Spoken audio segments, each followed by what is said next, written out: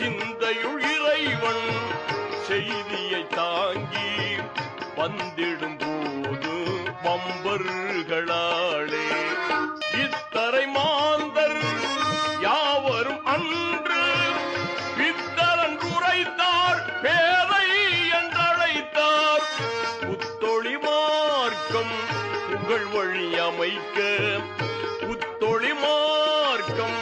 புகழ் வழி அமைக்க